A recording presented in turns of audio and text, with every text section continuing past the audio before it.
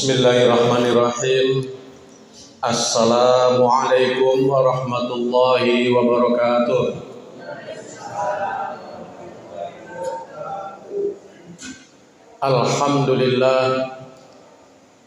Alhamdulillahilladzi arsala rasulahu bil huda wa dinil haqq liyudhhirahu 'alad dini kullih. Asyhadu an la ilaha illallah wa asyhadu anna Muhammadar Rasulullah. Allahumma sholli wa sallim ala sayyidina Muhammad wa ala alihi wa sahbihi ajma'in, amma ba'd. Qala Allah Ta'ala fil Qur'anil Karim, a'udzu billahi minasy syaithanir rajim. Alladzina idza asabathum musibah qalu inna lillahi wa inna ilaihi raji'un. Shadaqallahul azim. Yang kami muliakan para tokoh agama, para sesepuh, tokoh masyarakat, tokoh adat di lingkungan Masjid Al-Mubarak, imam masjid, para pengurus masjid, adik-adik remaja masjid, ibu-ibu, anggota majelis taklim, hadirin hadirat jamaah sholat isya dan tarawih malam hari ini, yang insya Allah kita semua mudah-mudahan masih terus konsisten, continue, langgeng melaksanakan ibadah qiyamul lail, salat malam hingga berakhir Ramadan. Amin ya rabbal alamin. Bapak Ibu sekalian, sengaja saya mengawali khutbah tadi dengan menyampaikan satu ayat yang sangat populer, yakni kalimat yang sering kita ucapkan ketika kita mendengar saudara kita, kerabat kita, atau orang lain yang meninggal dunia, yakni kalimat inna lillahi wa inna ilaihi raji'un, yang artinya sesungguhnya kita ini berasal dari Allah dan kita akan kembali kepada Allah juga. Kalimat ini kalau kita sedikit lengkapi dengan kalimat sebelumnya, yakni alladzina idza asabathum musibah, apabila orang-orang yang terkena musibah kemudian mereka menyebutnya dengan innalillahi wa inna ilaihi raji'un.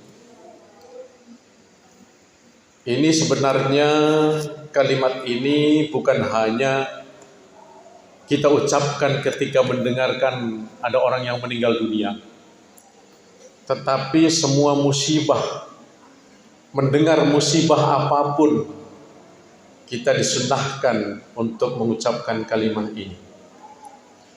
Kita mendengar ada tetangga kita misalnya kena musibah, kebanjiran rumahnya, mungkin anaknya juga ada yang kecelakaan.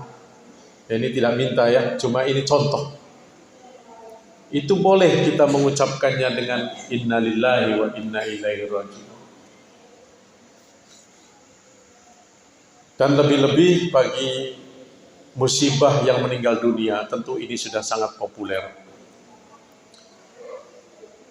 Mungkin kami hanya ingin mengingatkan kembali kita semua bahwa ketika kita mendapatkan musibah,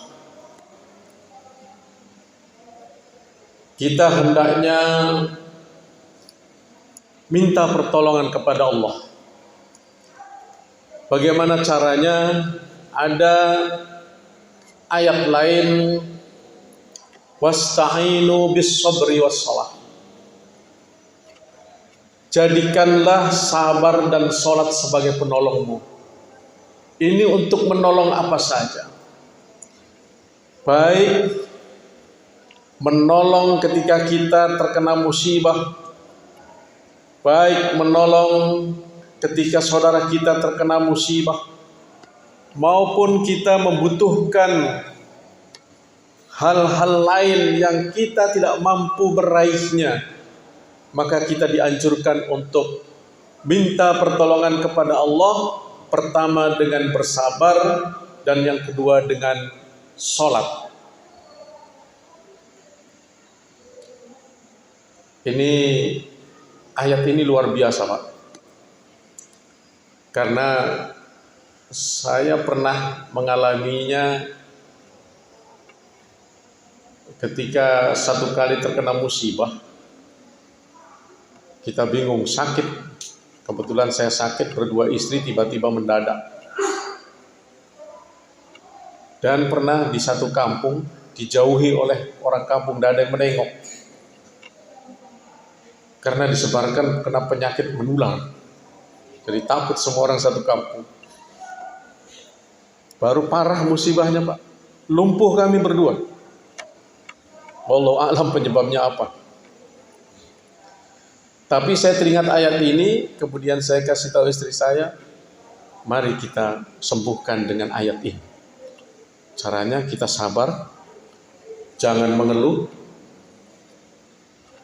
tidak usah menangis, dan sholat kita tambah sholat sunnahnya di samping sholat 5 waktu. Alhamdulillah, berkat pertolongan Allah, sembuh tanpa obat, tanpa ada yang mengobati, tanpa dokter, tanpa dukun, dengan sendirinya sembuh. Dan setelah beberapa tahun kemudian, ada orang di tempat lain, di daerah lain, saya tinggal di situ, pindah tempat. Saya kaget, orang itu begitu saya melintas di depan rumahnya, disuruh singgah. Saya diberi minum teh apa. Dia bilang, Pak Mus, tolong Pak Mus, saya mau cerita, saya ini sudah punya penyakit bertahun-tahun. Sudah berobat ke Palu, ke Makassar, ke Jakarta, ke Kendari. Nah, ini kejadian di daerah Salabangka, Pak. Saya pernah bertugas di situ. Tidak sembuh-sembuh. Tapi tadi malam saya bermimpi ketemu Pak Mustaqim, ketemu saya maksudnya. Dalam mimpi itu Pak Mustaqim mengobati saya. Saya kaget, Pak, karena saya ini bukan dukun. Saya juga tidak punya zikir-zikir mengobati orang, tidak pernah. Ya. Tidak pernah zikir-zikir khusus untuk mengobati, tidak punya. Tapi ini Bapak memaksa. Biar kok paksa, saya tidak tahu mengobati orang. Akhirnya ini Bapak, tolong Pak Mus, pernah tidak punya kisah Pak Mus mengobati orang lain atau mengobati diri sendiri? Oh iya, kalau itu pernah. Nah itu yang saya ceritakan tadi, itu yang sakit itu. Langsung saya ingat, saya sodorkan ayat itu. Coba Bapak bersabar dan tambah sholatnya. Ya Alhamdulillah, Pak. Allah semua ya. Allah, bukan saya menyembuhkan, Allah semua. Mungkin jalan saja itu tadi. Padahal ini Bapak sudah 60 tahun lebih. Kemudian dia rajin sholat. Dan itu dia juga kaget. Beda fisiknya itu. Padahal ini komplikasi. Kemudian setelah seminggu main bulu tangkis, padahal sudah 62 kira-kira umurnya waktu itu. Sudah main bulu tangkis ya? Ya Alhamdulillah katanya.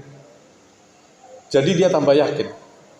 Nah ini kita juga silakan Bapak Ibu kalau ada masalah langsung saja. Saya waktu itu hanya punya keyakinan, saya juga tanamkan kepada itu Bapak.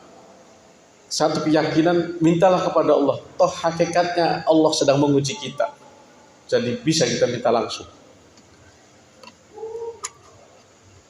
Kemudian itu yang pertama, untuk yang terkena musibah.